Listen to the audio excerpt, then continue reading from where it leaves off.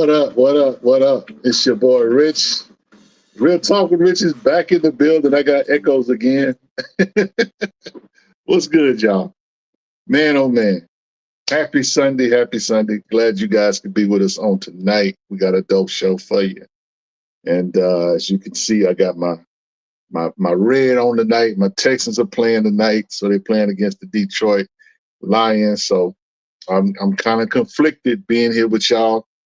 You know what I'm saying? I need some dope energy tonight because I really want to be watching the game.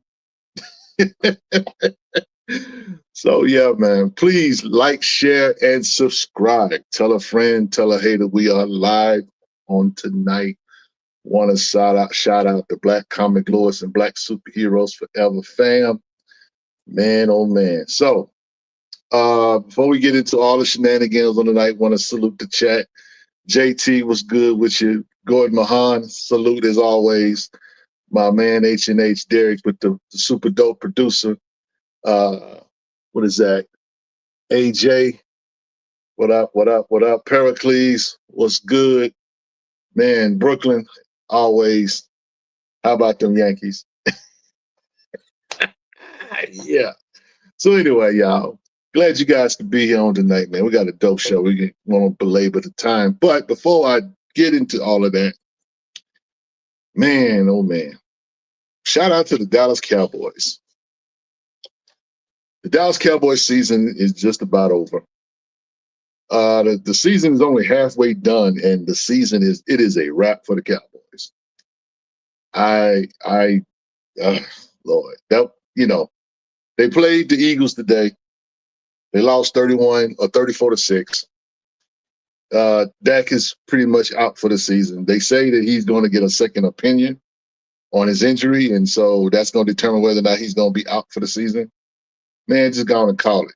You know what I'm saying? It's like, you know how you go and be in the emergency room and you see a show and you see, like they in the emergency room trying to revive a patient and the patient don't make it.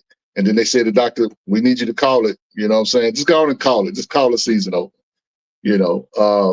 Yeah. So shout out to the Cowboys. Cowboys will cowboy. So yeah, what's going on? Yeah. But, wasn't a whole lot of stuff really to just really jump up and down about, man. Shout out to all of y'all that watched the game on Thursday night. Bengals and Ravens. That was a good game, 35-34. Man, Ravens going to be kind of hard to beat. Them boys, they're cold, man. My Texans are playing the Detroit Lions tonight. I don't know how that's going to go, but, we're going to see. We're going to see what happens. So, yeah. So shout out to all of y'all. Watched the Washington Commandos game earlier. That was a good game. Man, I cannot believe that Washington let that game get away from them. And it's not to say that Russell Wilson ain't Russell Wilson, but it's kind of like y'all had the game in the bag going into the fourth quarter. So, but they came back, they did their thing, and too little, too late. That's why the game is a game of inches, because literally that game ended because they couldn't get a first down. But yeah. So shout out to all of y'all, all you Steelers fans. Shout out to DJ Big Phil. So anyway, let's go on and get into shenanigans on tonight. But before we do, we want to guys to acknowledge. On Wednesday night, we had a GOAT in the building, the Honorable Dennis Cowan, Milestone's finest, a legendary artist, was in our building on Wednesday night. And if you have not seen the interview, I highly suggest that you go and watch it. After this is over, tomorrow, maybe when you're going to work or whatever, but catch the replay. We want you guys to check out. That was a dope interview. We want you guys to share that interview as well. You know what I'm saying? I got to say that I understand what, that was Wednesday. you know, there was an election on Tuesday night, so a lot of people were in their feelings, I guess. But I'm not giving y'all no passes. Y'all go check out the Dennis Cowan interview. Y'all go check that out. So it was a dope interview, and Dennis Cowan is an amazing artist who was gracious with his time. And Paul, they shared some dope stories and that kind of thing. And it was just an overall dope interview. So to the creators that are in our space, I will just simply say that I hope you guys didn't miss it. You know, some of you, I think some were there, but I think a lot of y'all missed it. You know, when you have an opportunity to hear a legend, you know what I'm saying? And I know that there wasn't a Q&A period or whatever, but man,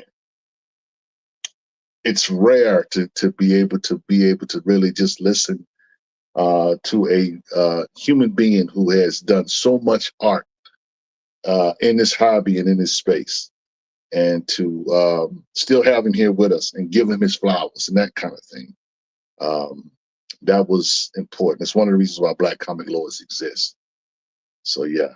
So shout out to all of y'all. Share that video. Let somebody know. Say, hey, you know what? Y'all need to go check out this interview here.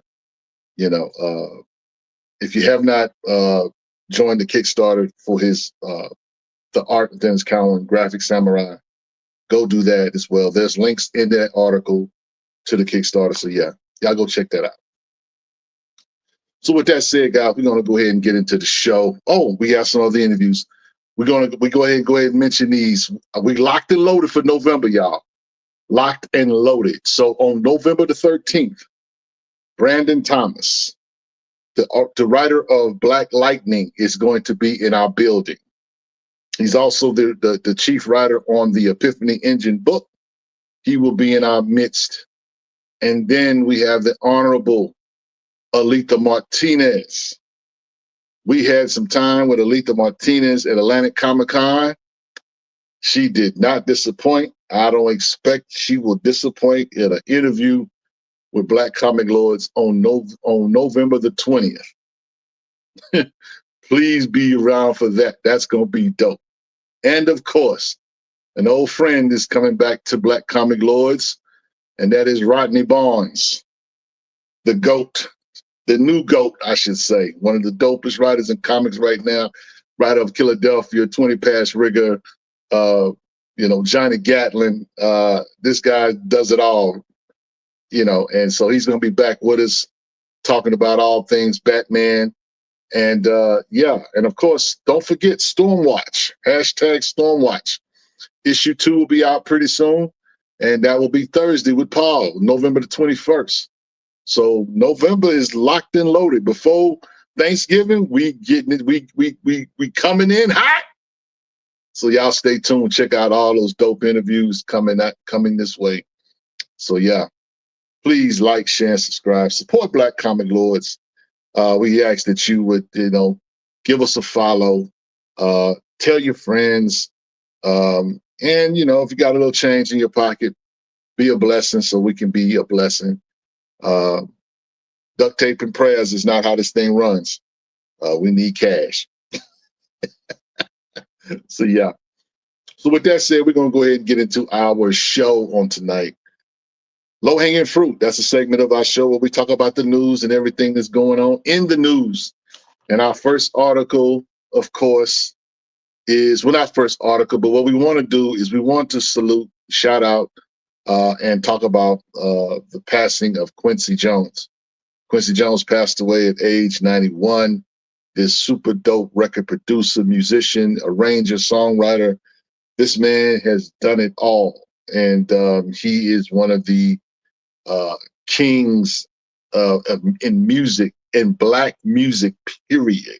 Okay. This guy is responsible for a lot of good music, a lot of the songs you hear on soundtracks and stuff. I mean, this guy has done it all.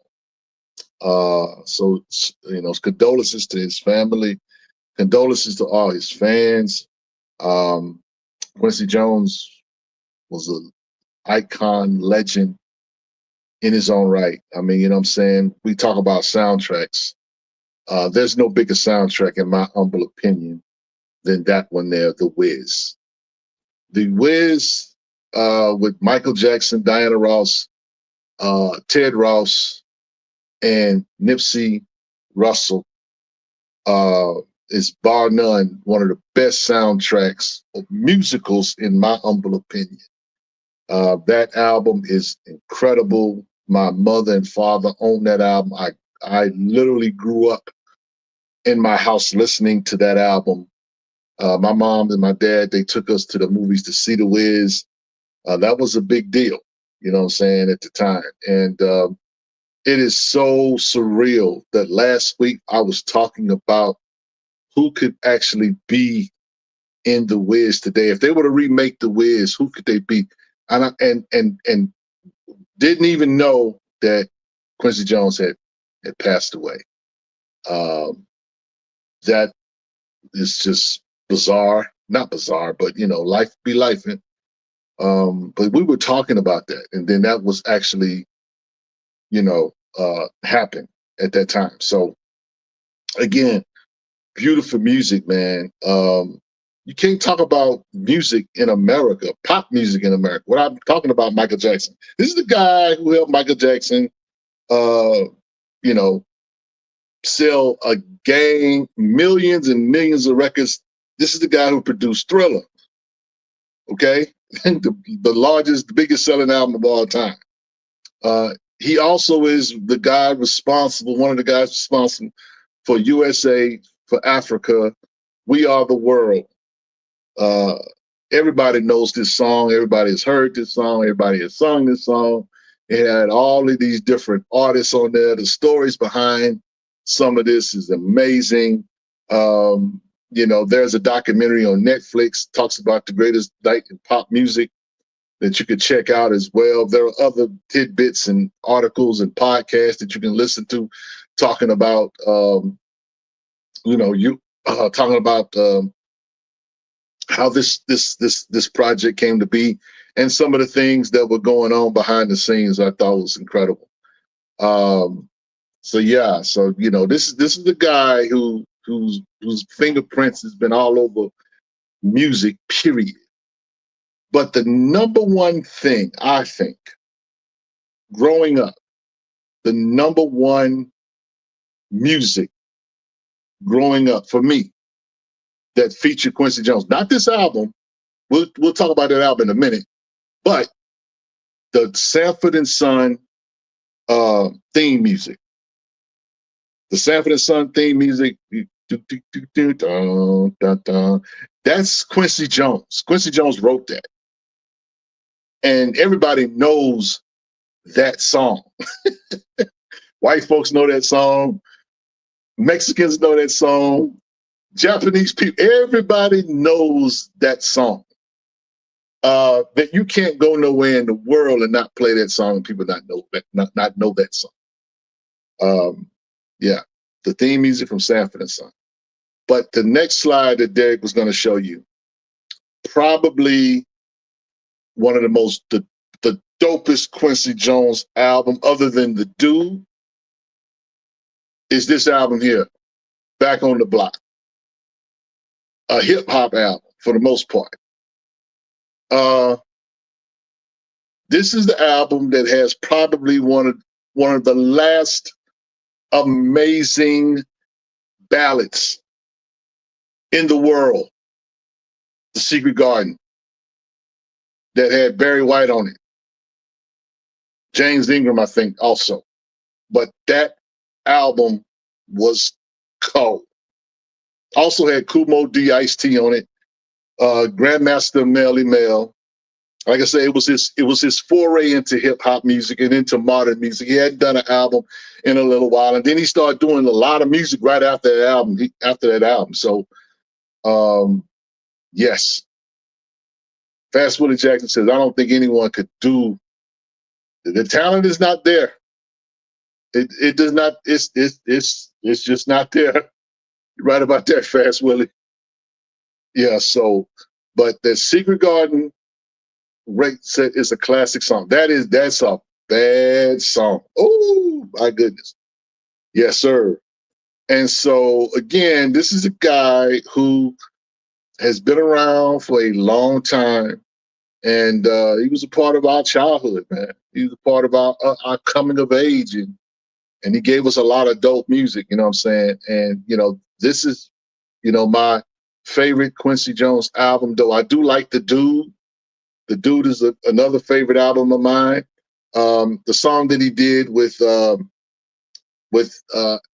but it was on a different album.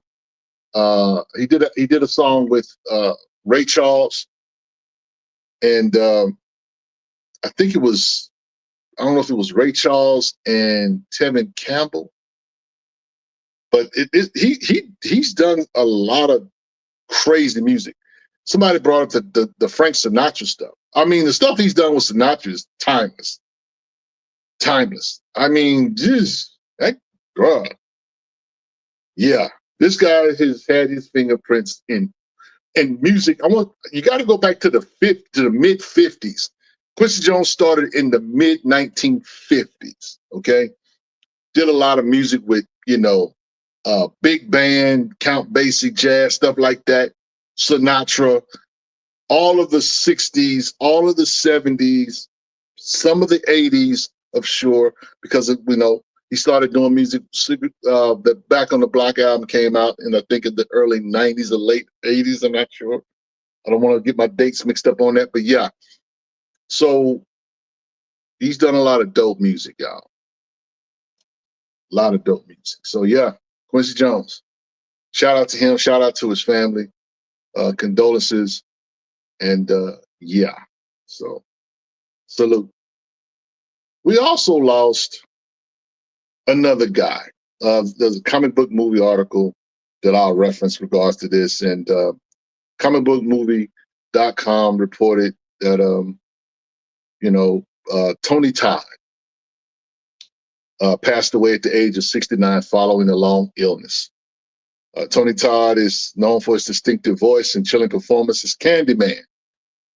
In addition to numerous other roles, he has passed away sadly at the age 69. The actor reportedly died on November 6th at his home in Los Angeles after a long illness. I love him, Tony Todd, for Candyman. He did some things with Final Destination. He was a part of that franchise as well. He did a lot of I think speaking roles, not speaking roles, but did a lot of voices. He's a voice actor. So he did things like that. But Candyman definitely was one of the modern Black horror films that was out. Candyman was a real boogeyman. And I love that story. The original was okay, but the classic Candyman, Farewell to the Flesh, was not as good. But the original Candyman, Chef's Kiss, it's an amazing story. Yeah, man, shout out to him. He also did a comic book. There was a comic book called Focus that he was a part of and supported. I have that comic book, the one that he's holding in his hand. He was like a sponsor, and basically focuses about a superhero who is autistic. And so he did a lot of work around autism awareness and that kind of thing. And that was one of his forays into comic books. I have that book in my collection. That book, it's not hard to find. You can probably find it in dollar bins, but they did not print a whole gang of them. So you may have, if you wanted to hunt that book down, it may be an effort. I'll say it like that. But once I found out, when I grabbed it, and I saw that Tony Todd was a part of it, I immediately grabbed it. I'm not the biggest Tony Todd fan, but I definitely enjoyed Candyman. And I just thought, him being a part of a comic was just cool because, in terms of horror, the genre, he's a giant. I recommend that you also, Shudder did a horror documentary called Horror Noir. And he's talking about, the genre of horror and whatnot. So that's dope. You should go watch that if you had not seen it. Lifestyle says, I saw Tales of the Hood Part 2 around Easter this year. He was in that. Wow, important modern horror actor. My B phobia has prevented me from seeing the Candyman film so far, but I'll have to try. Yeah, there's a lot of B's in that, bro. I'm just saying. you know, but yeah, that's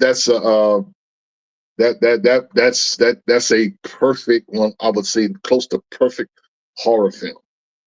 Around urban legend, Cabrini Green, you know, just a dope story. He was a part of that, man. So Michael Stravis says, hi, I was Quincy's VP at AR Quest Records from 1992 to 96.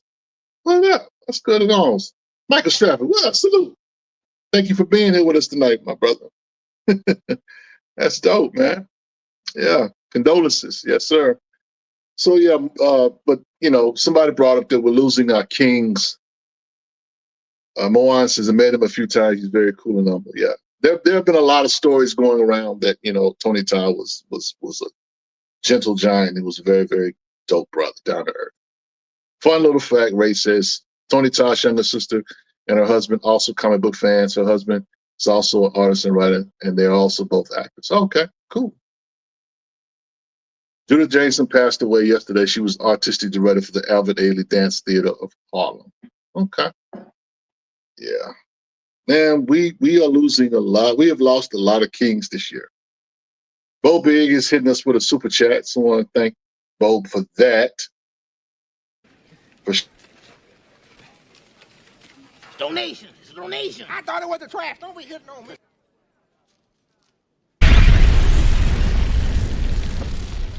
Thank you.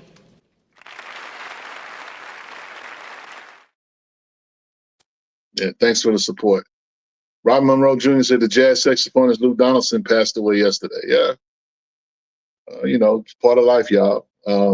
But we have lost a lot of kings this year. We've lost John Amos, lost James Earl Jones. Yeah, we lost a few. When we do our end of the year show, the memorial that we'll probably do tribute was going to be kind of long. You know, but condolences to Tony Todd's family and Quincy Jones' family. So, yeah. Let's move to our next article, CBR, our first CBR article. A graphic novel tears apart the lies that perpetuated in the indigenous history of America.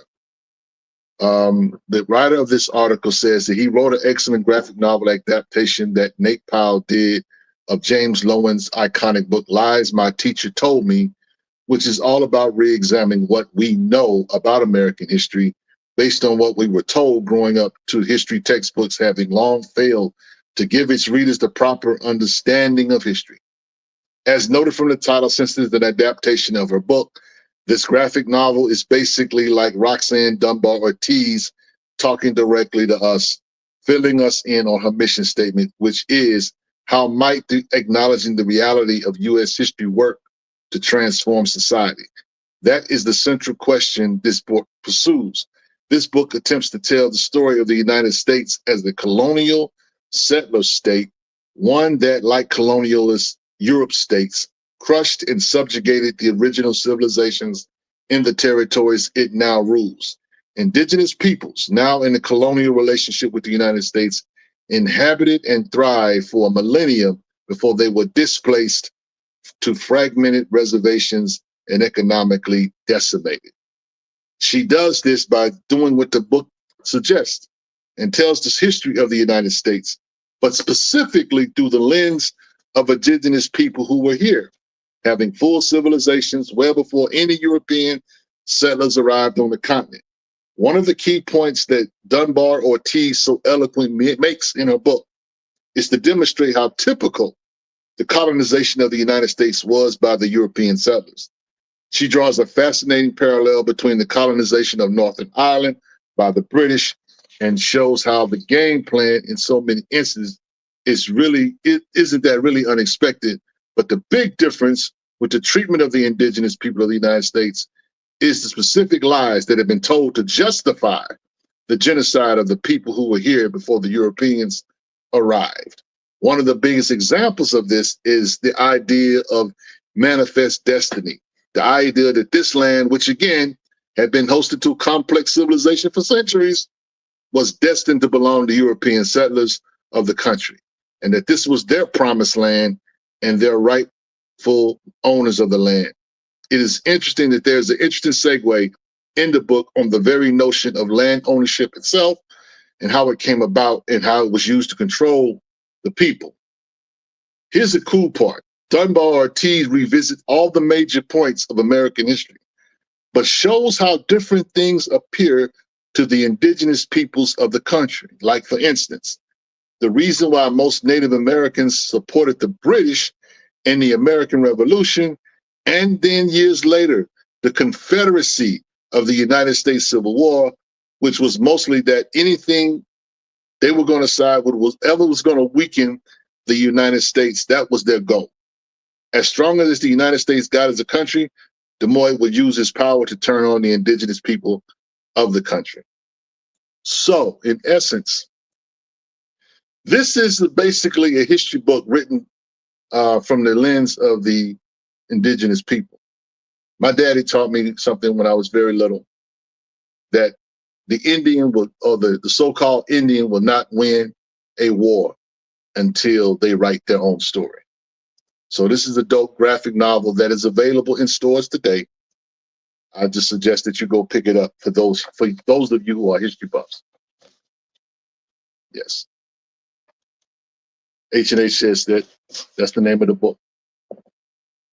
Indigenous People's History of the United States. Yes. So yeah, so we got another article, bounding into comics.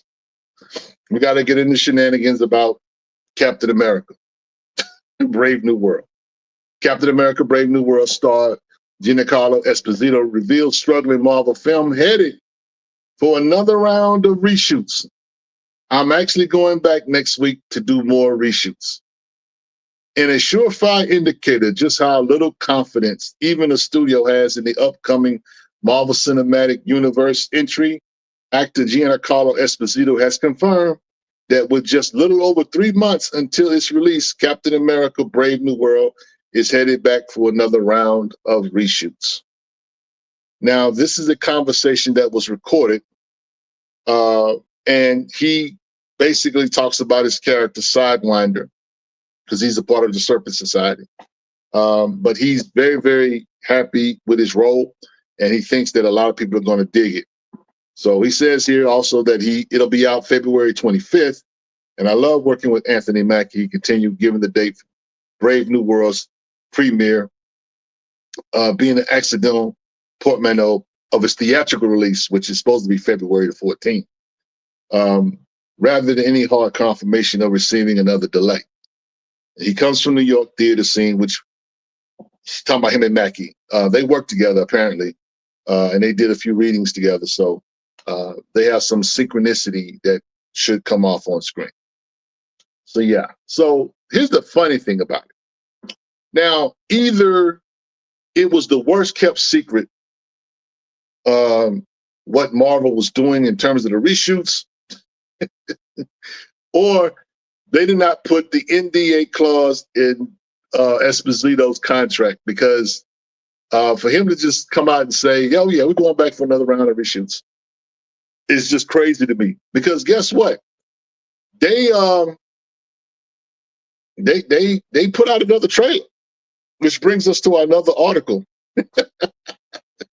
Comic book article. Captain America trailer shows Sam Wilson battling Red Hulk on Saturday at D23 Expo Brazil. Marvel Studios released new Captain America Brave New World trailer. The trailer offers the most extensive look yet at the transformation of President Thaddeus Ross, played by Harrison Ford, into the Red Hulk, including a fight between Red Hulk and Captain America, Sam Wilson. The trailer seemed to invoke the feeling of a tense conspiracy thriller, leaning heavily on the moment when a seemingly brainwashed Isaiah Bradley, played by Carl Lumbly, attacks President Ross. The new Captain America Brave New World trailer also offers fans their best look yet at Shira Haas as Ruth Bat Seraph, codenamed Sabra in the comics, former Black Widow who has become a part of President Ross's inner circle, which we know he says in the movie talking about Anthony Mackie telling the president that your inner circle has become compromised. So I don't know if this is going to be a good movie or not because they keep doing these reshoots, but we're going to go see it. If it's terrible, I'm going to roast it. If it's okay, I'm going to roast it. If it's good, I'm going to still roast it. Michael Stravis says, now keep in mind that Marvel budgets for additional shoots and reshoots of all their films because their movies tend to evolve as the process goes on. Hope it's better than it seems. Well, thank you for being an optimist, my brother, because I just really ain't there. I just really ain't there. I hope it's good. I really do. But I don't know. So Eclectic Birdie Nietzsche says, so we might get Diamond back in this film since Sidewinder is so prominent. I don't know. I do not know. I know that we're getting the eternal T-Mick or T-Mac, whatever you call it. He's in it. So it's a lot of stuff going on in this film, man. They got a lot of moving parts. So we'll see. We'll check it out. You know what I'm saying? But Lifestyle says, I'd rather not overreact to news or reshoots. Might as well get it right. I wanted Giancarlo as GW Bridge of S.H.I.E.L.D. instead, but still could be fun.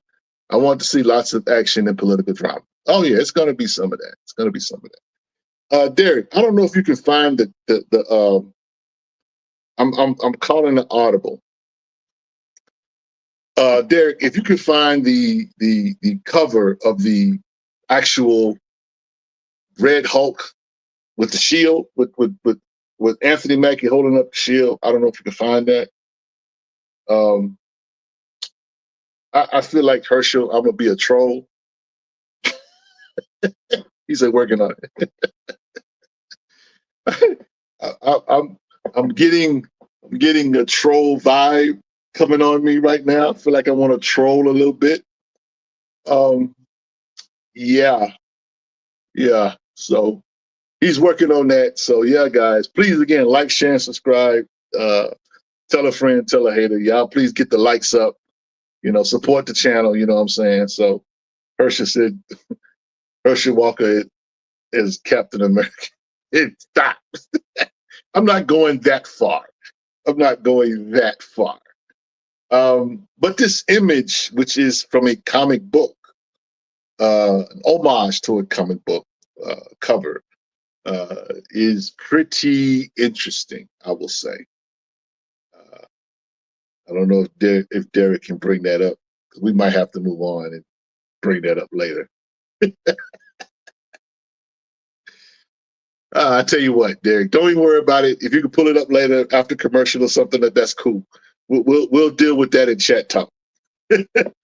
So let's just go on to the next article, which is the comic book movie article.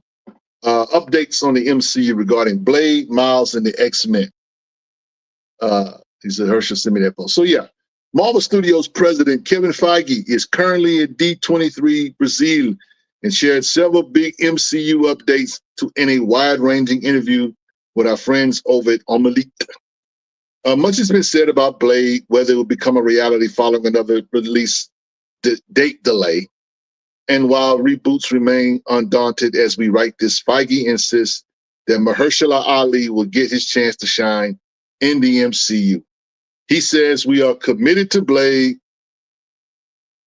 We love the character. We love Mahershala Ali's version of him, the executive confirmed. Okay. And rest assured, whenever we change direction with a project or still trying to figure out how it fits in our schedule, we let the public know. You're updated as to what's going on. but I can say that the character will make it to the MCU.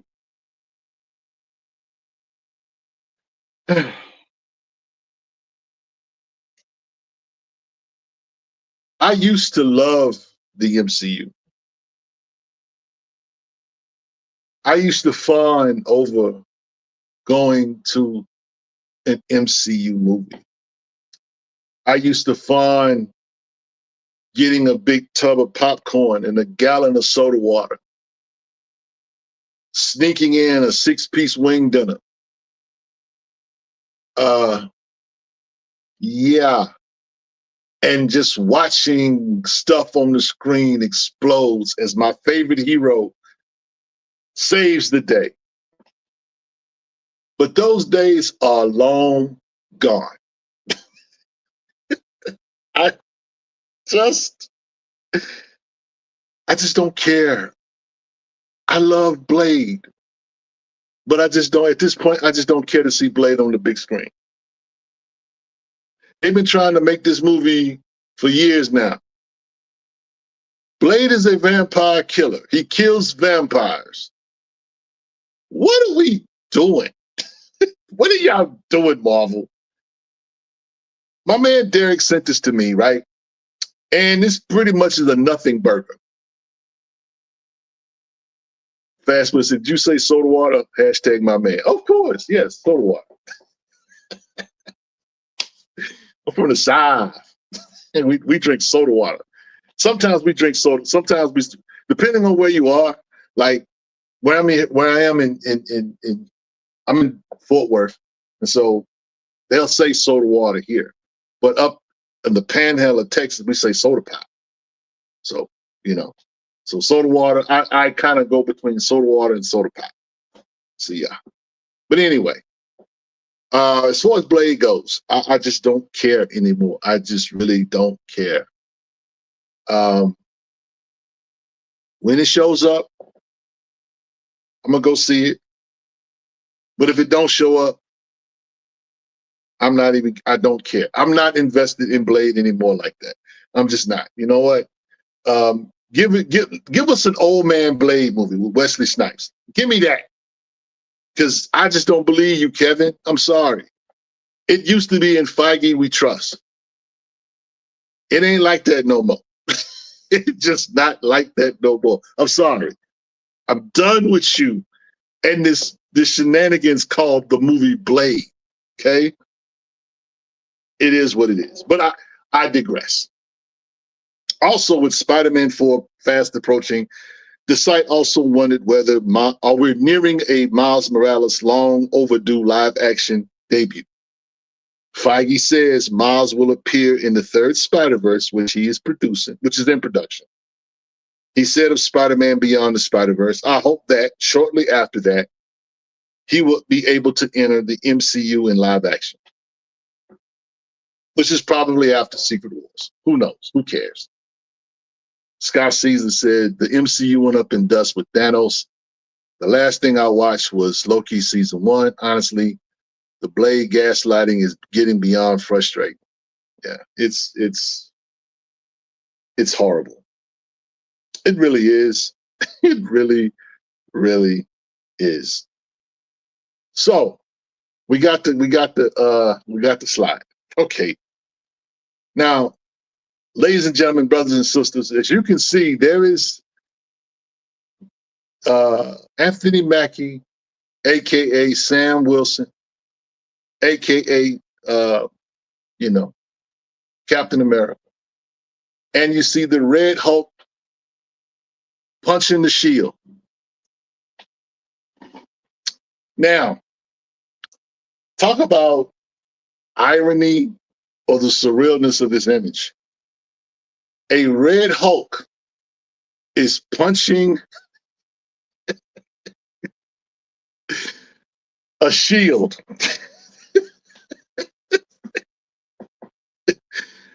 I used to be a conspiracy theorist. I think that there is some level of technology in all movies. So I am really feeling some type of way about this image. That's the cover there, Captain America, issue 230. That's the original image, and that poster is the homage to that, right? That's the regular Hulk hitting Captain America. But boy, this image kind of rings out given certain events in the last week.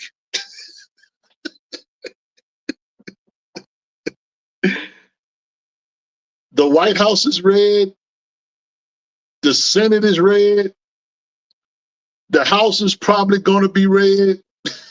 It's just, we just painting the whole country red. Yeah. Fast Willie Jackson says, unless Falcon has taken the super soldier serum, Falcon's chest should have exploded. Well, you know, he's got a shield. That shield is made of vibranium. So, I don't know. I just don't know. I'm just here for the chaos, like my man Hersh is saying. Yeah. So anyway, man, look. Before we go to, we're gonna transition and go to Collector's Corner. But before we do, I want to give you guys a cool discount. Stranger Comics on their website, strangercomics.com, has all of their merchandise available. We're talking about floppies. We're talking about hardcover books. We're talking about posters. You can even get a sword. And whatever you get, if you put in the discount code BCL, you can get all your merchandise 10% off. 10% off. And so, you know, shout out to my man Sebastian over at Stranger Comics and all the good people over at Stranger Comics doing wonderful things with the character Iobi and Dusa and the whole Tales of Asunder that's getting ready to start back up. Man. But if you go over there and check out some of their merchandise or whatever, you know, grab a graphic novel or a trade or pick up a floppy. They have a lot of crazy hip hop homages that are just crazy. You know, there's one of my favorites is the Tribe Called Quest one. They have a Dead Presidents one. They have a lot of different stuff. There's the Blade that's getting ready to come out, the Niobe with the Blade homage, Blade 2 homage is amazing. That's going to be in stores pretty soon.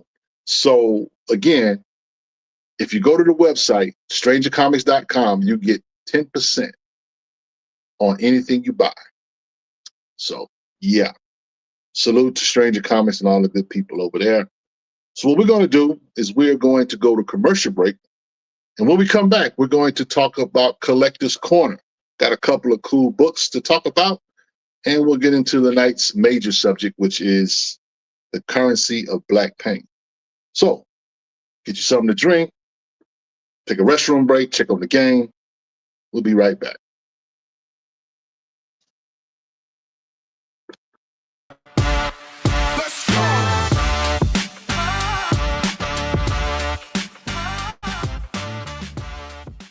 I mean, Dennis Cowan is another individual in the Milestone legend that doesn't, in my opinion, get enough love. He is an amazing writer. This is one of the original Black Panther artists.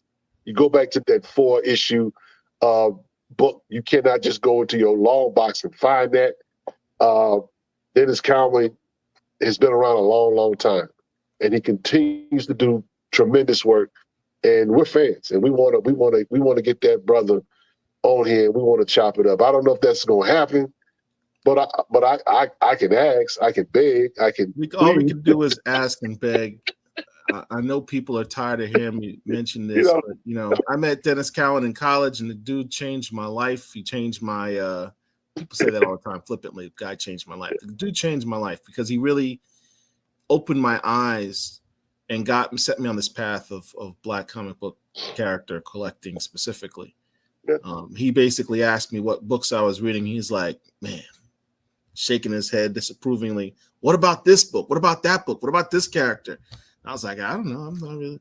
He's like, here. They walked into comic book shop and he showed me all these books and set me on that path, man, and really revolutionized the way I looked at comic books, and I'll be forever grateful for that. So that guy really changed things for me. So yeah, that's the dude. He's number one on my list of people I'd like to interview, without a doubt. I mean, just that he doesn't get a lot of the love that other artists get. You know what I'm saying? And I just, here's the thing: we didn't get a chance to honor Billy Graham. We have opportunities to do that with Dennis Cowan. And I think that we do our community a disservice if we don't try at least to do that, because Billy Graham was a phenomenal artist, and people might try to copy, mimic his style or whatever. That dude had soul in his pen, and we are just at this point trying to bring honor to his name in his absence. And I don't want that to be with the same way with Dennis Cowan. That brother needs to get his flowers now. Absolutely. So that's my thought about Dennis Cowan, because I'm sure that the work that he's done, that he has, he gets his love, he gets his accolades or whatever, but I don't think he get as much as, say, a Jim Lee or an Alex Ross. And he's right there. It's not like his art isn't as good, if not better. I mean, people are, when we did our milestone roundtable, we was talking Crisscross, I'm like, dude, everybody's still trying to catch up with y'all. They set the bar so high. Everybody's still trying to catch up with them. And we see artists come through, and they artists nice and it's cool or whatever, but it's not distinctive. You can look at Dennis Cowan's art, like Billy Graham's art, like Alex Ross's art, and say, I can see that's Dennis Cowan. I know who that is. I know who that is. You know what I'm saying? And that's something I try to express to artists, that you need to have a signature in your art. What makes you different than the next person? What separates you from the pack? You know what I'm saying? So that brother needs to get his flowers, man. And we gonna toot that horn. Yeah. we have tooted that horn. Yes. So we did that a couple of years ago, and we had a goal or dream at the time, I guess you could say, and it came to pass. We interviewed Dennis Cowan. So y'all go back and catch the replay. And as Mawan says, don't forget to purchase Dennis Cowan's Graphic Samurai.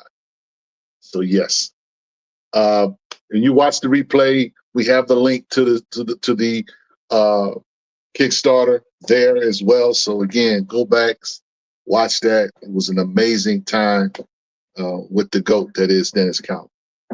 So yeah, shout out to him. So we're back. There it is. There's the link right there. Derek posted it up for you guys. Hit that up and get in, man. Get in on this goodness. Dennis Cowan's art is amazing. So yeah. But we're in our segment of our show called Collector's Corner. This is a segment of the show where I just bring out some of the stuff in my collection and just share little stories, tidbits, or whatever, you know what I'm saying? It doesn't have to be a grail, it doesn't have to be a major key or whatever, you know what I'm saying? It might be something sentimental, it may be something noteworthy, but I like to share different things. And so tonight I'm going to share 2 or 3 comics, I should say, 2 characters. The first character I'm going to talk about is Captain Marvel, aka Monica Rambeau. There was a comic book years ago put out. That book there, giant size special, Captain Marvel from 1989. written by Dwayne McDuffie, and drawn by M.D. Bright. This particular book, you may have seen it in dollar bins. You may have seen this book on a wall in a comic book shop. Not going for $1. But again, this is a Black character. Original character, in my humble opinion. Whether she's going by Photon, Spectrum, or Captain Marvel. But she's a dope character, Monica Rambeau. And this book has her family in it. So this is a dope read because she covers a lot of ground in this little book, in this one little book. And again, it's Monica Rambeau. You know what I'm saying? I know people want Monica Rambeau to show back up in the MCU, that kind of thing. Don't wait on that. Just go get the comics. Buy the comics, read the comics. That's what we live by in Black Comic Lords. So this is a dope book. I got it in the collection just to show it. That ain't just a picture. I have several copies of this, actually. This is one of the few books that I will, if I see it and it ain't going for crazy money, I will just grab. It's one of my favorite comics because it's written by one of my favorite writers and one of my favorite artists, M.D. Bright, Dwayne McDuffie. Speaking of M.D. Bright, I'm still on y'all, Marvel. When are y'all going to give us the Mark D. Bright tribute? Now, there are a lot of comic books that have come out through Marvel the last couple of weeks, and John Cassidy, who just passed, has 2 pages in the middle of these books. But I've yet to see anything on Mark D. Bright. Where's the Mark D. Bright tribute? We ain't forgot. We ain't forgot. We have not forgotten. We have not forgotten. Y'all need to do right by this brother. Do right by his family. Do right by his fans. Do the right thing, Marvel. Do the right thing. Instead of trying to convince me that y'all gonna make Blade, do something that you can do tangible, which is put in a tribute to Mark D. Bright. He was an artist on your staff for a long time. I'm just saying. I wanted to bring that up because it just so happens I wanted to talk about the book, Captain Marvel, but you know, if Mark D. Bright happened to be the one that did the art on the book. Isn't that just kind of amazing? Look at God. Lifestyle says, I remember when this first came out, loved it, wish it was a regular series. This remixes her powers for the first time. I remember she fights Moonstone in an issue of a solo in Avengers 2. Yep. But this one shot, Dwayne McDuffie, beautiful cover. Yeah. Frustrated says Marvel has a tribute for the production member for the MC, which was crazy. Hey, you know, they petty like that. They do what they want to do. It is what it is. But we have not forgotten about Mark D. Bright. And we're not going to let Marvel forget that either. So again, shout out to that. That book there, you can get that book for some places that you can find it in. You won't find that in the dollar bin. You find that in the dollar bin, that's like finding gold, okay? But you might get that book for $10, maybe $20. In a high grade, maybe $40 or $50. Just depends.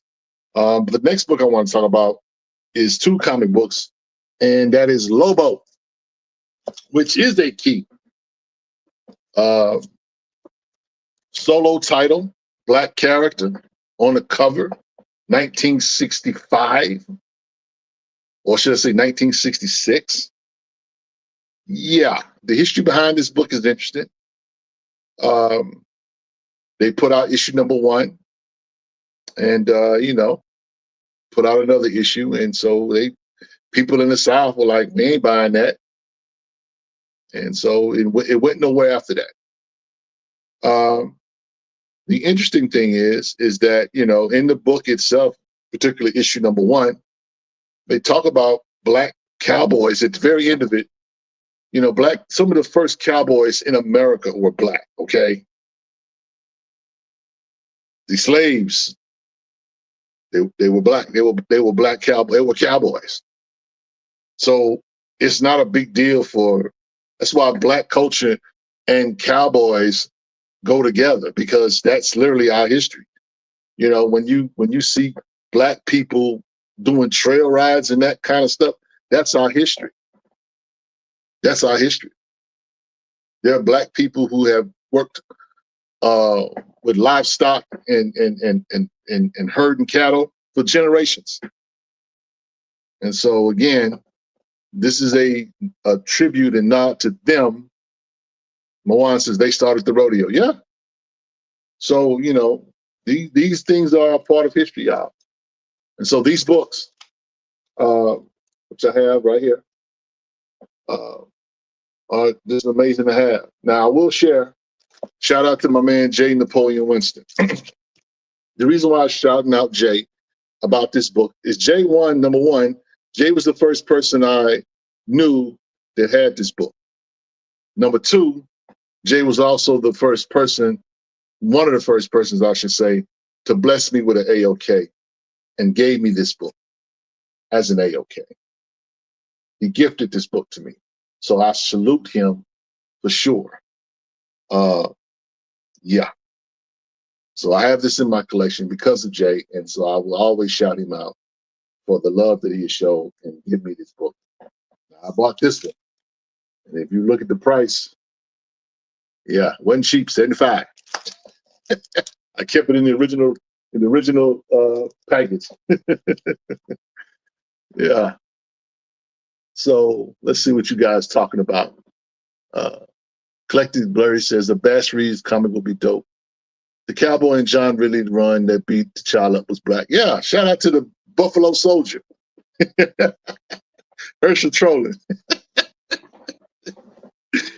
Yeah. Shout out to DJ Big Phil, who has the original splash page with the Buffalo Soldier on it. Yeah, man. So yeah. Shout out to John Ridley, the gift that keeps on giving. So anyway, those are some dope books that you can grab, you know what I'm saying? You might want to for your own collection. You should check those out and, you know, make it do what it do. So with that said, guys, we are going to transition to our main topic tonight, Down the Rabbit Hole. That's the segment of our show where we get a little deep. The conversation is about to get a little deep and a little heavy.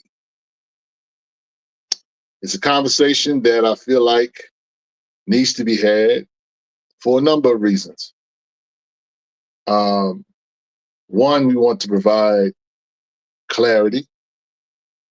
Two, we want to encourage. And three, we want to just look at life through a sobering lens. Okay? The title of this segment, Down the Rabbit Hole, is called The Currency of Black Pain. The Currency of Black Pain. Now, I am a preacher. I am not going to preach, though I could, but we're going to talk about what that means. But what I want is my super dope producer, Dr. Wizard, to play this clip. I want you guys to listen to this clip very carefully. And I will give my thoughts and we'll discuss. Years ago, George Floyd was murdered, and I called my publisher, Simon & Schuster, and begged them to publish Black Magic, my first book, early, because I felt it. There was a window of opportunity for our art, and the ugliest truth that I've learned in this industry is that when we suffer, our art sells. Find somebody else to lie to you about it. I wrote about it then for Time Magazine because I wanted other Black artists to see that the window was open. And some people jumped in it, and some people got left out in the cold. 4 years later, the window is back open. Look at me. I'm telling you, I feel it. I see it. I'm going through it. I want y'all, you have 2 months from now till January 1st. Finish your TV pilot. Finish that episode of your podcast. Finish your book proposal, your movie script. The execs are going to come back to their offices and they're going to be looking for art from the people who are suffering. I wish I could say it a different way, but that's the truth. Let's go. If you get stuck, Talk to me. I got you.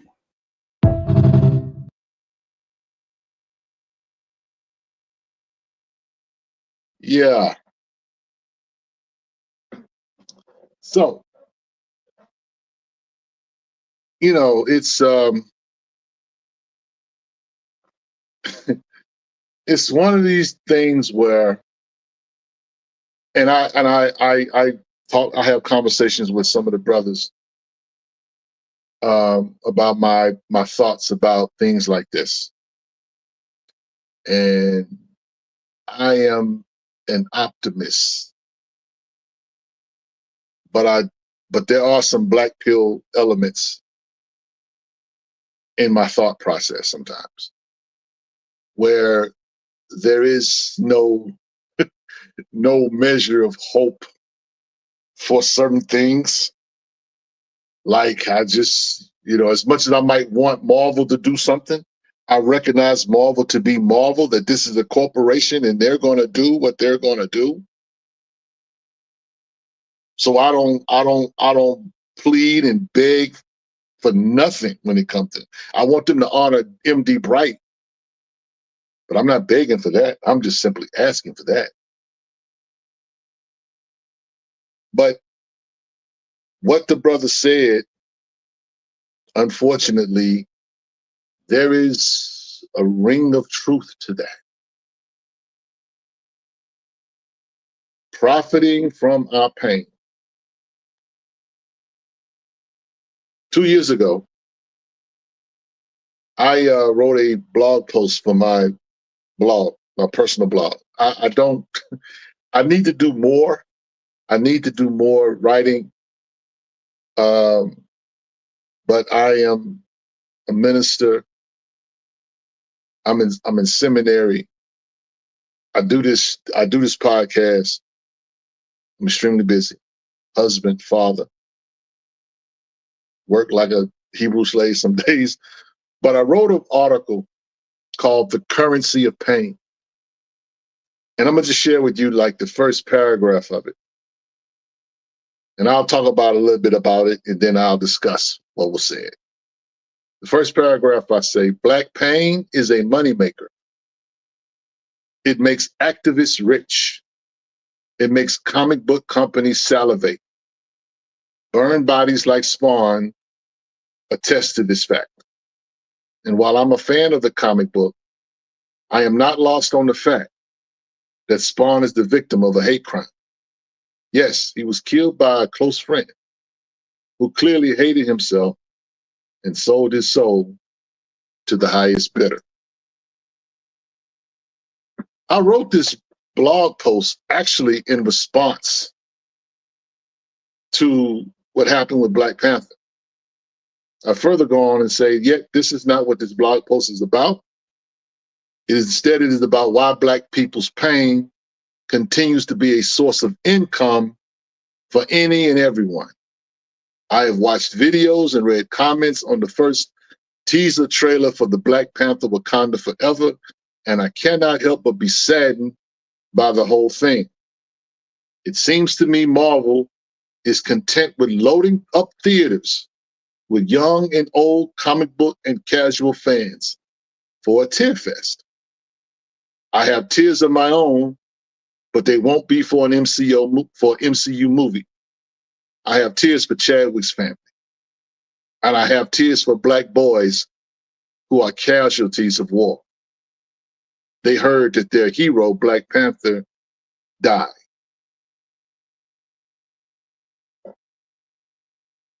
Now, you can bring back up there. Now, a lot of us were upset with Marvel and Ryan Coogler because they didn't they didn't recast the character.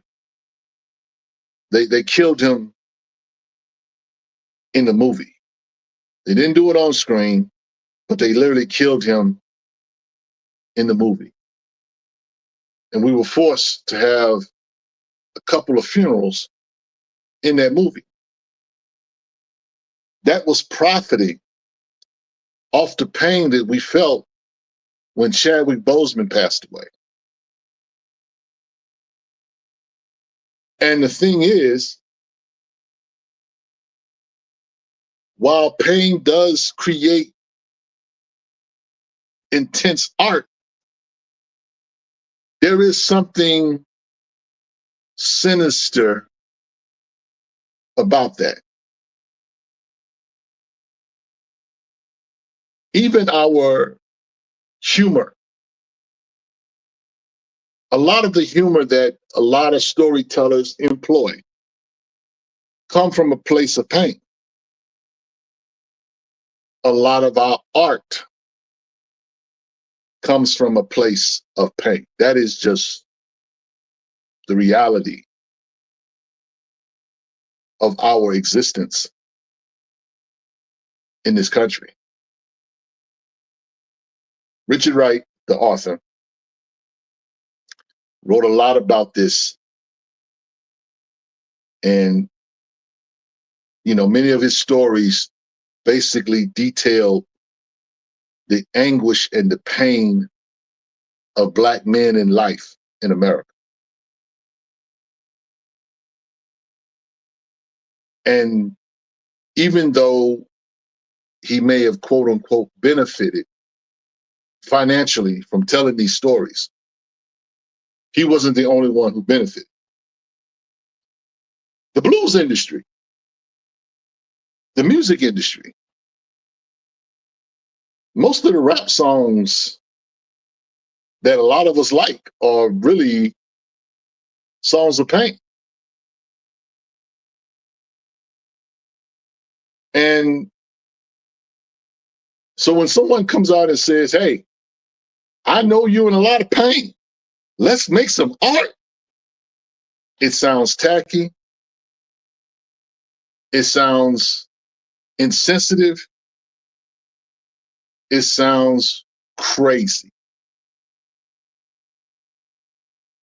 But it is what it is. And the thing is, that's life in America. That's what it is. And so it's like, what is my role in all of this? Why you think that a lot of Black people decided that they were not going to go see 12 Years a Slave? They said, we're tired of slave movies. I don't need to see another slave movie. Was it because they were tired of slavery? No, they were really tired of seeing that pain on screen. But they wasn't. They just didn't like that lens. They just did not like that lens from where it came from. Shout out to John Ridley. Here's the thing. In that same blog article, I made a point to talk about Zora Neale Hurston. Zora Neale Hurston wrote a book called Barracoon. Derek, if you can pull that blog post back up, and scroll down, there will be a picture of the cover of that book.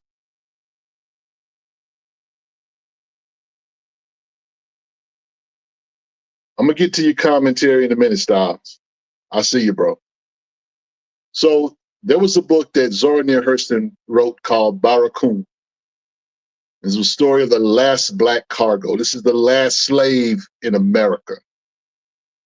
The guy's name was Cujo Lewis.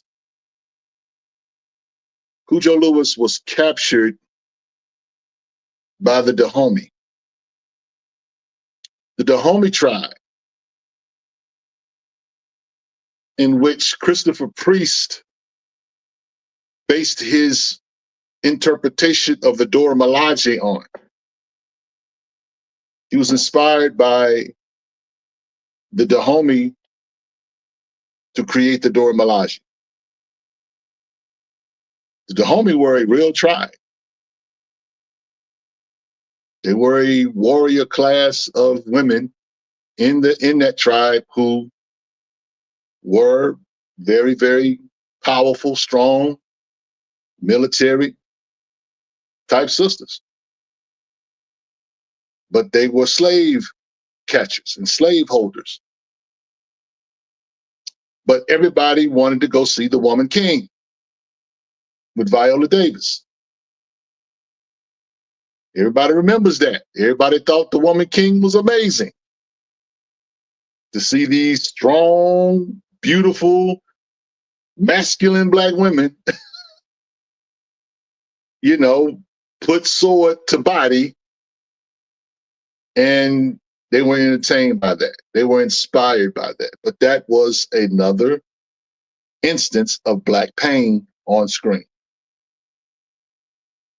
I did not go see The Woman King because I knew the story of The Woman King. I also found out and knew who was behind the production of The Woman King. A lot of the times, the production or the people that's responsible for some of this Black pain on screen, they don't look like you and I.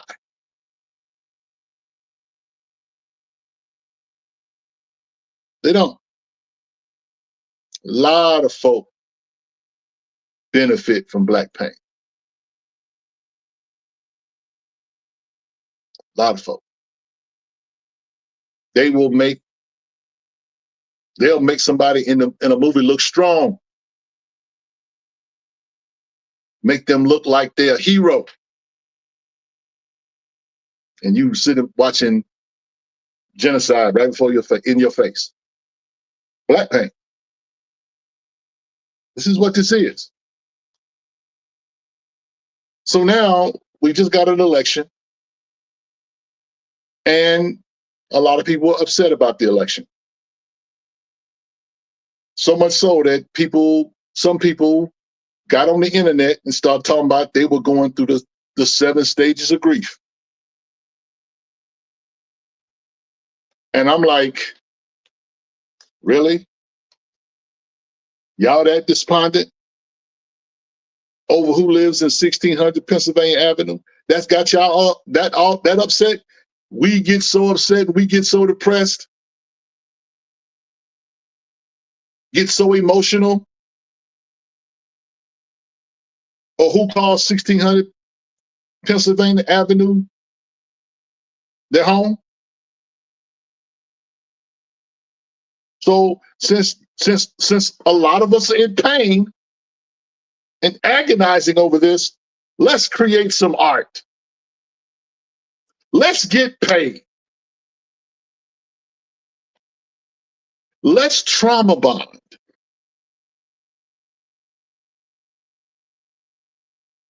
Let's trauma bond. That's what y'all saying. I am not with that. Not at all. Black pain is a real thing. And watching the destruction of the Black body has been entertainment for this country and for its people and its oppressors for 500 years. Gotta remember, they used to have picnics and hangings and lynchings.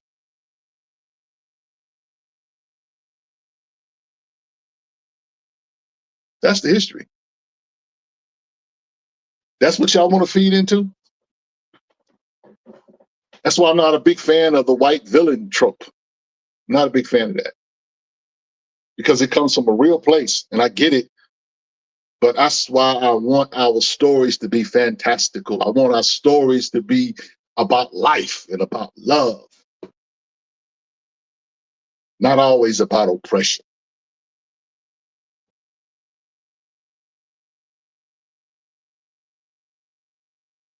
Now, Styles So Serious says, I have to push back. I don't think Coogler was profiting more than tribute.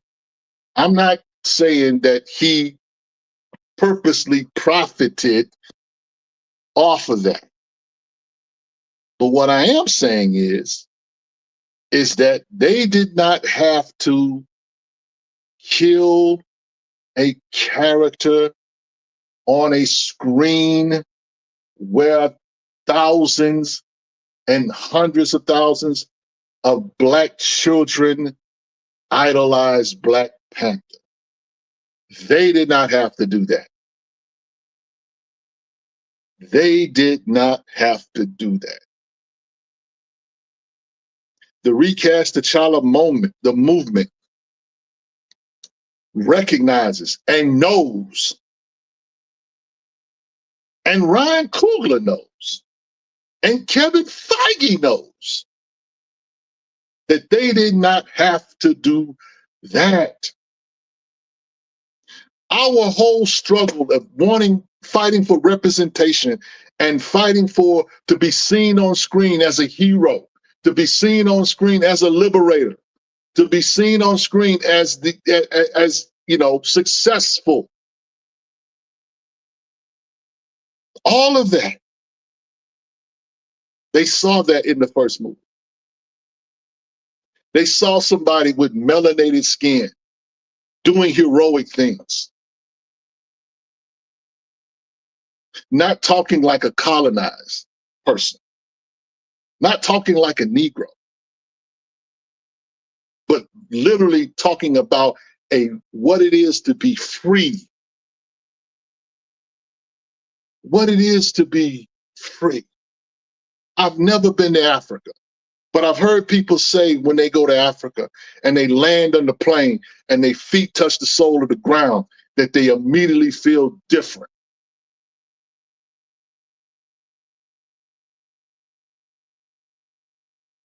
Sure, I can get up in the morning and go to work. Sure, I can go pay taxes. I can go vote, whatever. But I'm not lost on the fact that I could be pulled over at any moment by the police, a state-sanctioned force, and be assaulted and killed.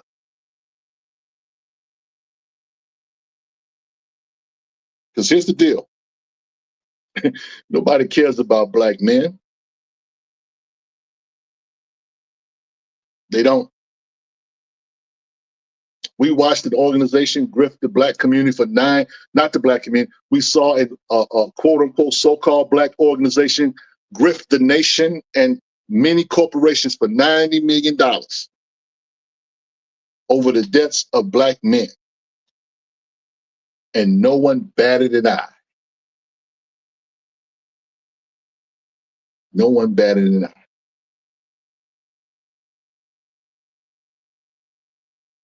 This election,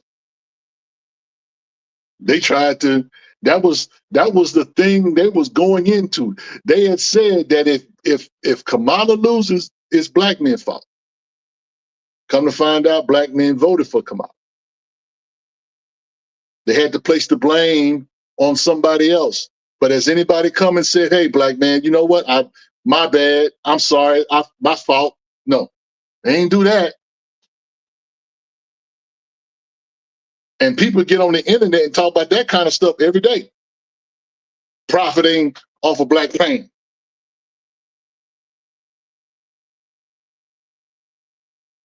It is what it is, y'all. It is what it is.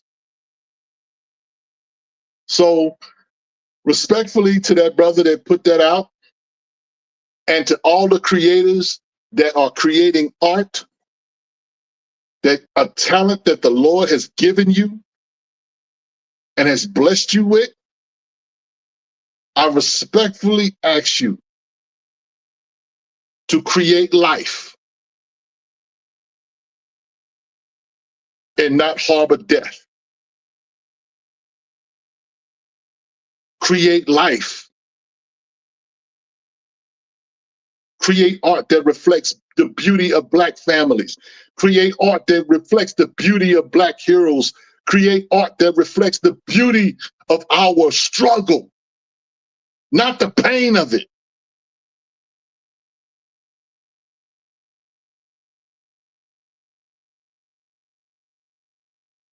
this thing with us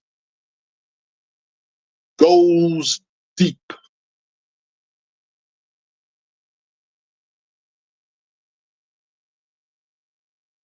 So I just asked all of y'all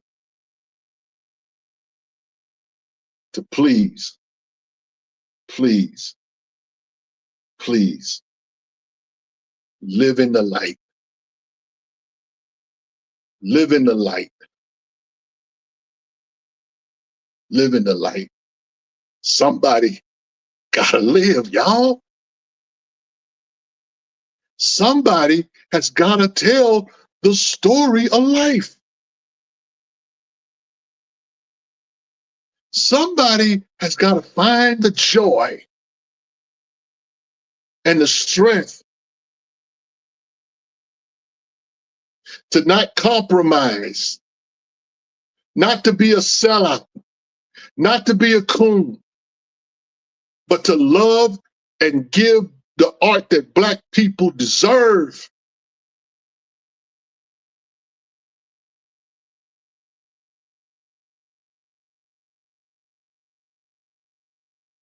Feel how you want to feel. Do what you want to do. But that's a problem.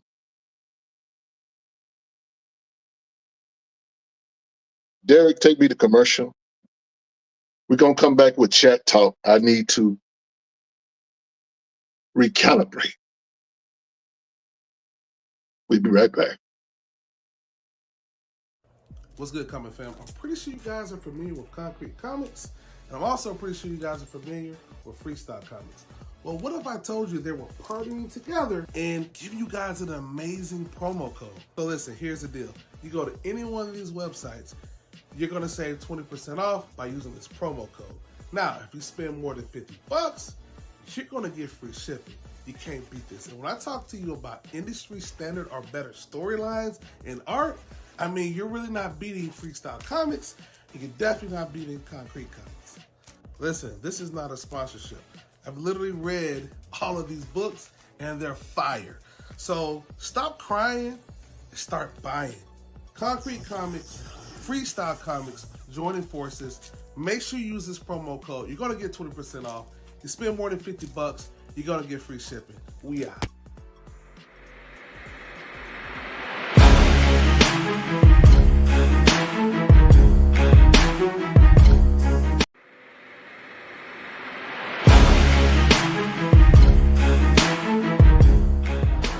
What's up, everybody? It's your boy Danny J. Quick here with Ace Blade Comics. We got 6 issues of Ace Blade, 1 through 6. The 7th one is now live on Kickstarter. We could definitely use your support. We also have titles like Scarlet Ranger 1 and 2, created by Ro Lamb. We got Harlem's Renaissance and the Ballad of the Black Rose.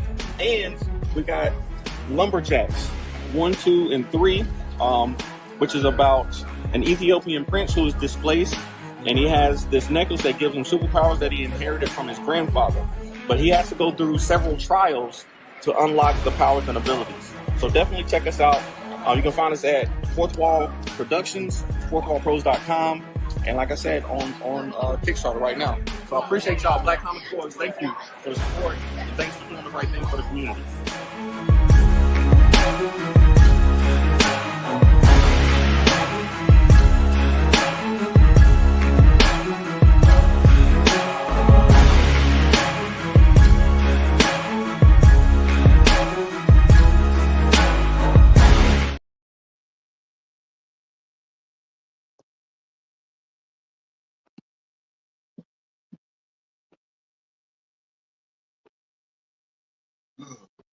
Okay, sorry about that, guys. Woo! Got a little heavy.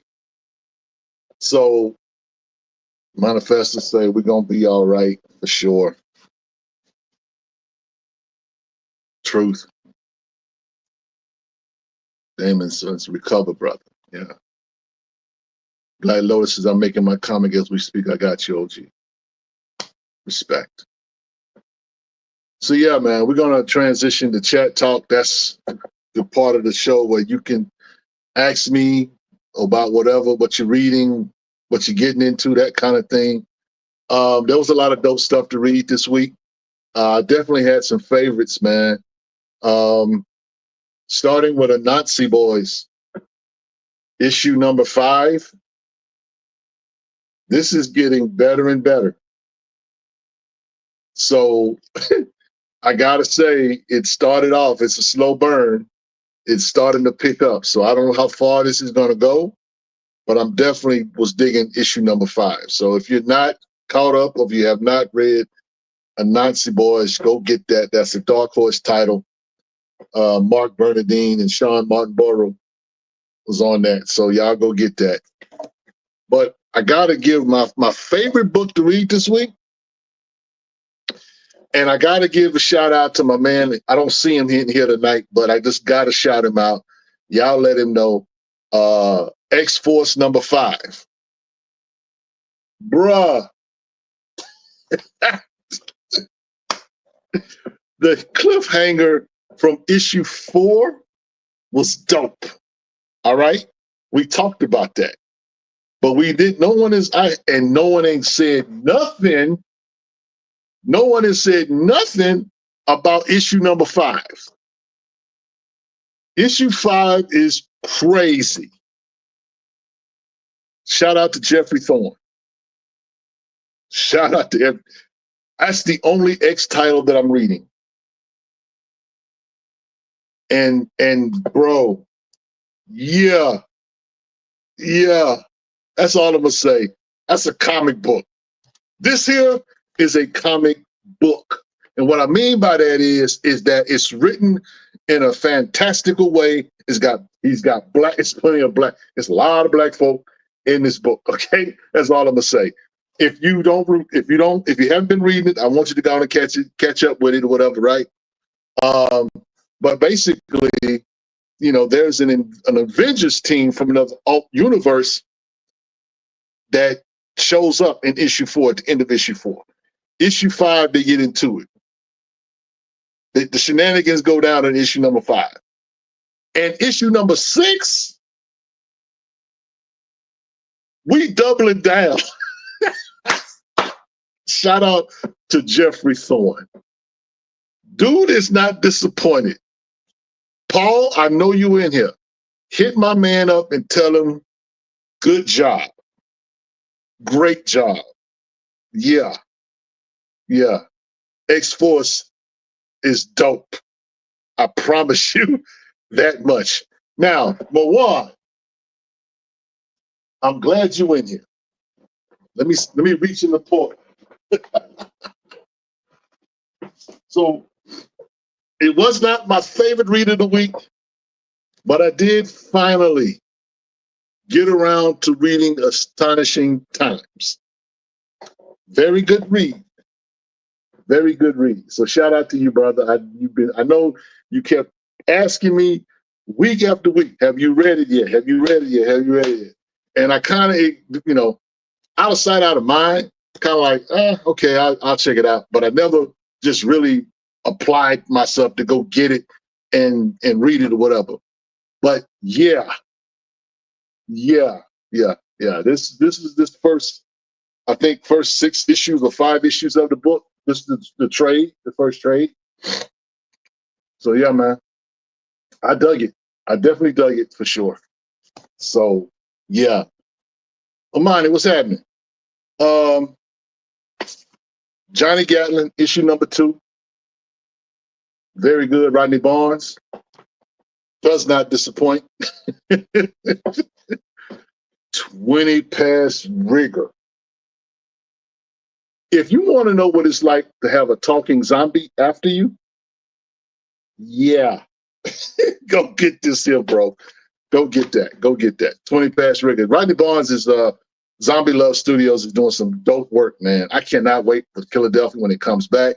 But he's given us some stuff to kind of like whet our appetite till it does return. And yeah, man. So yeah, 20 past rigor is amazing. So he says, I asked my LCS about it. That's the thing. You got to get them to order it. They got to get them. They're not going to post it. For whatever reason, some of these LCSs just do not have no faith in Rodney Barnes yet. Even though And I don't even think that they are aware that Rodney Barnes is the writer of Philadelphia. Otherwise, they would put it in the store. So this has not really just been popping up in stores. You got to pre-order this. You got to ask your LCSs to grab it. He says, Damon says, for information, you can experience the Nazi Boys on Audible. Great book. Oh, for real? Okay, that's cool to know. I didn't know that. I definitely enjoy a Nazi Boys. He says, can you give us 30-second rundown on a Nazi Boys? A Nazi Boys is essence about a Nazi, the quote-unquote spider god, has 2 kids. And he has kind of passed away. And so this is about his boys. This is about them living life and that kind of thing. Now, one of the kids is quote unquote normal, and the other kid is more like his dad. And so they kind of get into shenanigans or whatever, but they don't really get into the whole thing about who a Nazi is. That's the only thing about it that I don't necessarily care for. But it's kind of basically you're seeing certain characteristics of who a Nazi is or supposed to be in these characters, but primarily in one of the characters, Fat Charlie, they call it.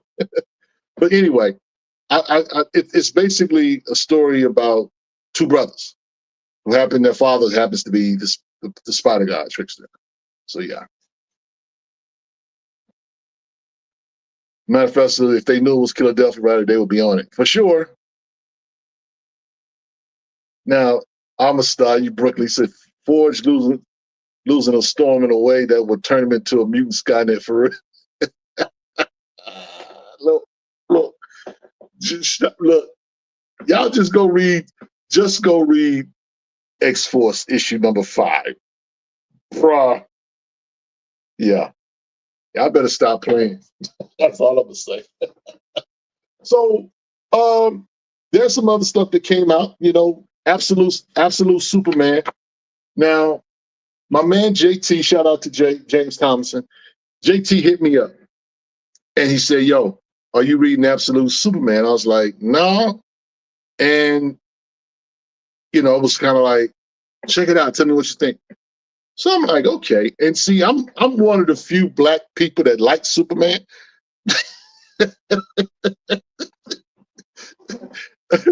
I know people low key. Superman, Black people love Superman, but it's not the popular. The guy in blue, the boy in blue, you ain't really supposed to just put out there that you like Superman. So anyway, so I was like, yeah, I'm gonna check it out. So I checked it out, read it, enjoyed it, loved it. Definitely loved it. So I'm gonna pull that on the pull list. I'm like, yeah, this is what we doing. We talking about caste systems. I'm here for it. Let's go. So yeah, Absolute Batman. That first issue was dope. Can't wait for issue 2 to come out. So I'm definitely looking forward to that too. Moan says, I do. I'm not ashamed. That's what yeah. We got to stay strong. We got to stay strong out here. So, yeah, man. So the Absolute stuff, I'm not into all of it or whatever, but, I know some people were talking about the Wonder Woman stuff getting ready to come out or has come out. I don't know if I'm going to do the whole thing, but Superman and Batman, I'm probably going to have to mess with. You know what I'm saying? And when the Justice League, the Justice League comes out, I got to get that. My guy's in it. Speaking of which, make sure you get to the shop Wednesday. Black Lightning will be in the stores, and we will be talking to Brandon Easton about that book. Brandon Thomas, I'm sorry. Brandon Thomas. We'll be talking to him about that book. So I'm looking forward. I'm excited. My man is finally back on the shelf like he belongs. You know what I'm saying? After 6 years or so, whatever, how long it's been since we had a Black Lightning book. You got a black writer on it. Let's go. I'm here for it. I'm here for it. So yeah. So between that, all the Gunslinger Spawn, the Scorch stuff, that was pretty cool. King Spawn was dope. Even the Batman book, the regular Batman book is pretty cool as well. So, there was a lot of dope stuff that came out this week, man. Matter of fact, I'm looking forward to reading that latest Prodigy too. I'm digging the Prodigy. as well. I love the story with Prodigy and his brother. I hope they incorporate more stuff with his brother. I like his brother. You know what I'm saying? Edison Crane is cool, but I dig his brother. I want to see more of his brother, and that they could tell some dope stories. If shout out to Mark Millar, if they want to, I'll say it like that. So yeah, I mean, I don't mind the guy's brain being, you know, OP, overpowering, but yeah, I definitely dig the interaction he has with his brother in Prodigy. That's been a dope story. The LCS says it's based on Black Lightning from the TV show. Well, you know, the Black Lightning from the TV show, I mean, that's actually a retcon story, because originally Jefferson Pierce didn't have kids. They were, Jennifer and Anissa were his nieces, and then they retconned the story and they made them his daughters. But the original Black Panther, original Black Lightning, they were his nieces. They weren't his children. So, you know what I'm saying? And it's cool, you know what I'm saying, that they're there and it's a superhero family and that kind of thing. And it's one of the few opportunities we're going to have to see, you know, a Black superhero family in a comic book. I'm here for it. I'm definitely here for it. That's my favorite character, favorite Black character, I should say. So what we got, guys? What y'all talking about? Modifest says I was reluctant to grab that Nazi. Yo, man, get that, man. Go get that. Go get that.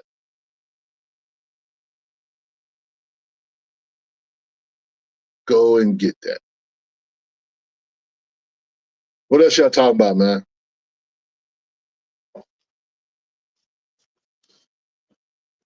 What else y'all talking about? Chip Zdarsky, issue 10 of Public Domain came out. Low key, this is an amazing book. This is a book about a comic book writer. And there's a book called The Domain that's a complementary book to it. The game is changing on the cool. A lot of people, and I'm seeing some of that with Rodney Barnes as well. But I think we need to see more of it. Basically, this book here is about a comic book writer, and it's in a different story arc. So in the beginning of the story arc, you know, there's this character called Domain, or the Domain, who is like a big superhero star. They're making movies, that kind of thing, but the original creator of them is not getting any benefits of, you know, or any financial rights to the character. So they're making all of this billions of dollars and he's not getting anything. Come to find out through a loophole, he does have the rights. The rights revert back to him, and he doesn't really want billions of dollars. He doesn't want the movie revenue. He just wants to be able to write his stories because it's his character. They give him the rights to the stories, so he begins to write. But what happens is he's an old head in the game, and so they got these new bucks doing different things or whatever. So he's fighting in the industry on how to, you know, be relevant and at the same time not lose his integrity and not at the same time also not be the old man get off my lawn type deal. But he has issues like any human being would or whatever. And I think it's Chip Zdarsky's way of allowing us to see the life of a writer or a creator and what they have to go through, the pressures of deadlines and all of that craziness, whatever. But what they did was they created a Domain comic book. So you can go get the comic book Domain that this book is based on in the store right now. I think it's amazing. And Rodney Barnes is kind of doing that with his Philadelphia universe. I just wish more guys would do it. So Beyond Wednesday says, great show tonight. Appreciate it.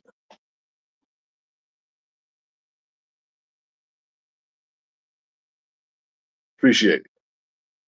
Guamon says, I picked up Black Lightning #3, Volume 1 at the shop the other day. Good read. Good to see the origins of the character. Yeah. Jay Wilkes says, I was disappointed with the second issue of Avengers versus Alien. I was too. They got my man Miles Morales in that universe looking like an old man. I guess everybody's old in that universe, but you know, it is what it is, I guess. It was definitely a filler issue for sure. Nazi the Spider says, I used to read Superman books in the early 90s during the Triangle era where you knew which order to read the books in since they had 4 ongoing titles at the same time. Yeah. Now, Jay Wilkes, he asked me, did you get a chance to read The Last Ram God? I have not. I'm catching up. You know, that's the thing. You guys put me on to Ram God. I'm trying to catch up with that. Rook Exodus, I'm trying to catch up with that. You know what I'm saying? It takes a minute, y'all. I'm reading not only that, but I'm reading some stuff, some Astro City stuff that I talked about last week as well. So it's a lot of stuff, man, going on. Scott Caesar says, Mr. Terrific showed up in half a panel in JSA. DC never ceases to disappoint. Oh, for sure. You know, I mean, Mr. Terrific is an underused character. I don't see them in any circumstances. And I know he's going to be in the new Superman movie, but I just don't see them really doing right by that character. I just don't think that character is ever going to really flourish. He's going to always be, in my humble opinion, a B-list character. He might be in a lot of JSA books. He might be contributing to some amazing things. He might be the third smartest man in the world, whatever. I don't think they ever want to put that guy up front. You know, for whatever reason, I just don't think that they will. Nazi the Spider says, oh, and get that Knights versus Samurai. I am reading that as well, too. The second issue was pretty dope. Nazi the Spider says, I like how Superman has different powers depending on which sun he is under, and I'm eagerly waiting Black Lightning's return this week. Absolutely. Rook was that stuff. His battle with Ursal was nice. The book is well done. I'm waiting on them to reintroduce the Black Wardens. Well, you know, that's I think it's who's the guy? Green Lantern writer. I can't think of his name. The one that started that whole universe. His brain or his name escapes me at the moment. Jeff Johns. I think that's his thing. Anybody reading Sam and Twitch? I'm reading Sam and Twitch, which is weird too, because before like 4 or 5 issues, they weren't together. They weren't together.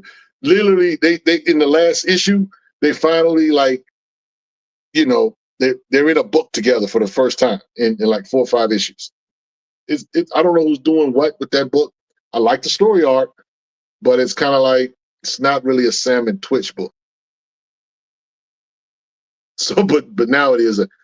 Did you read Avengers 20? Yes, Avengers 20 really is really Black Panther. That is a Black Panther book. There is no other character. There's no other Avenger in the book. Ladies and gentlemen, shout out to the Cult of Bast. Shout out to Recast the Child of Black Panther fan group. Shout out to all you Black Panther fans. They are trying to give you guys everything. Avengers 20 is a Black Panther book.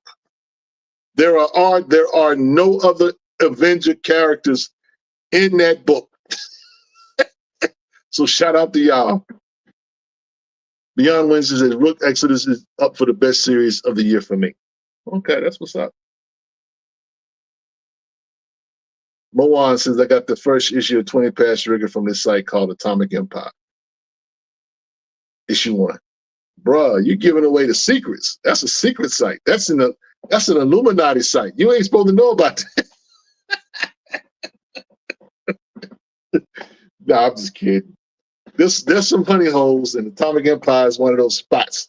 You want to find a book, there's places you can go. You might pay some money for shipping, or you might pay a premium, but yeah, Atomic Empire is one of the places where you can find. So he says, I share the well. Hype Style says that Ali Store found a Marvel Shuri novel. Grant Morrison's first volume of Green Lantern, yep, Galactic Lawman, and Black Panther Cultural Exploration. Yeah. Shout out to Ollie's, where black characters go to die.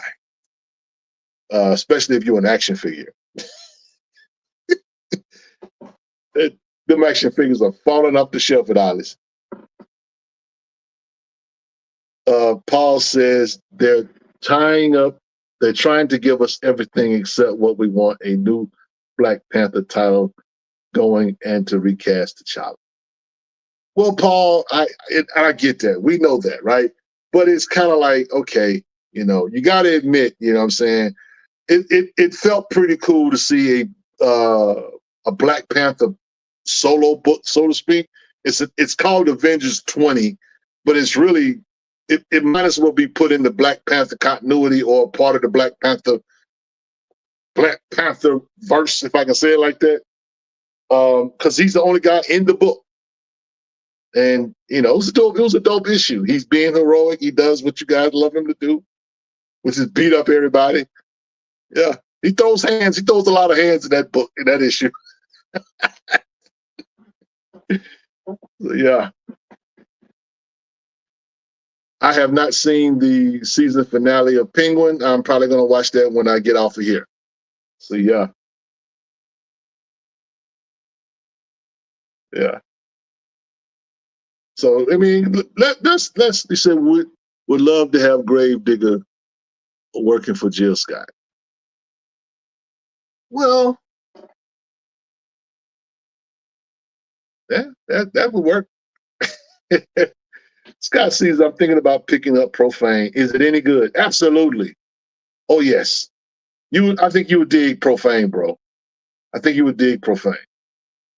Yeah. Go ahead and get that. You will enjoy that, Scott Caesar, I promise you.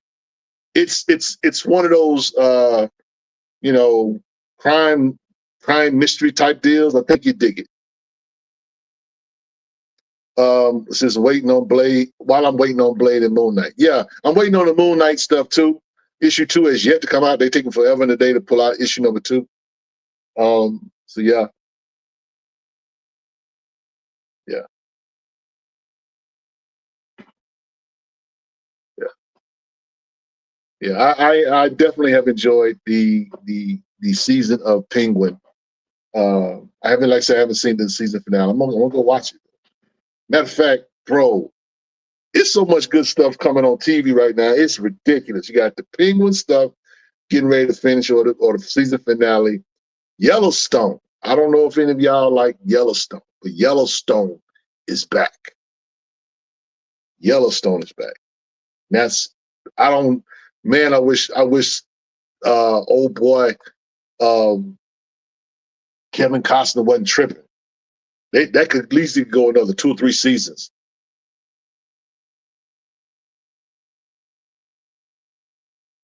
So yeah. The money giving that free corn, giving away that free cornbread. Yeah, bro. You gotta stop. It's some dope sites out here, y'all. You just gotta find them. You just gotta find them, man. You can get anything you want. You know what I'm saying? But you're gonna pay a toll. Yeah.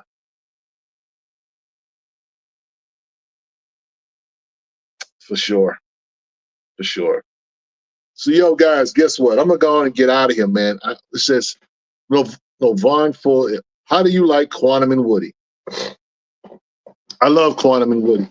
Shout out to Christopher Priest and MD Bright, the creators of Quantum and Woody. There have been a lot of Quantum and Woody books, and some of them are very, very funny. But to me, the best Quantum and Woody is that first volume that they did together. MD Bright and Christopher Priest.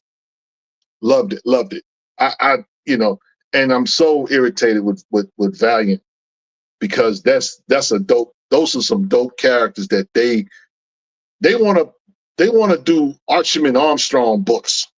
They want to do Faith books. They want to do Raj books, but they don't want to do what really would sell them or make them some money. You know what I'm saying? It makes no sense to me. But, you know, it is what it is. But yeah, I love Quantum and Woody for sure. But look, I'm going to get out of here, man. Beyond Wednesdays, thank you. Thank you for being here. Says have a great night, great show, great channel. Appreciate you. I'm going to go ahead and get out of here, man. Before I go, again, please go back and rewatch the interview with Dennis Cowan.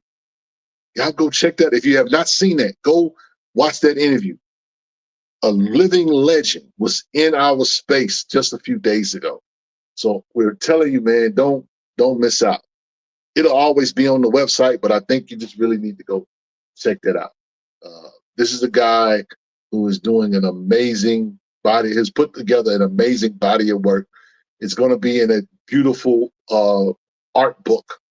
You know what I'm saying? And, you know, he's a great guy. So y'all go check that out. That's the name of the book, Graphic Samurai, The Art of Dennis Cowan. So, yeah. And don't forget that Joe Illidge is getting ready to drop Shadow Cabinet. Milestone is back, y'all. So stay tuned for that. That's coming up pretty soon. I'm not sure when we're going to get a chance to talk to Joe Illidge, but the month of November is locked and it's loaded. Starting this Wednesday, Brandon Thomas, Wednesday night, writer of the Black Lightning book. Aletha Martinez, November the 20th. Right after that, or should I say before that, on Tuesday, November the 19th, Rodney Barnes is in the building. The next day is Aletha Martinez. We got a chance to hang out with Aletha Martinez at Atlantic Comic-Con. Dope artist, keeps it real. She's going to be a treat. You don't want to miss that. And of course, on Thursday night, November the 21st, Paul will be back with the writers of the Storm book with hashtag Stormwatch. So that's going to be a treat and entertaining as well. So, man, stay tuned, y'all. Like I say, we locked and loaded. We locked and loaded. H&H says Illidge is a few days after the Stormwatch show. So there it is. Joe Illidge, the Godfather, will be in the building. The editor of Epiphany Engine, and we'll get a chance to get some updates and all that good stuff when we talk to him. So anyway, let me go on and give you guys the benediction. The benediction comes from Proverbs, the 15th chapter, verse 22. It simply says, plans fail when there is no counsel, but with many advisors, they succeed. From the stronghold that is Black Comic Lords and Black Superheroes Forever, it's your boy Rich. And until next time, we say peace. We'll see you in a few days. Take care of yourselves. Love you. We out.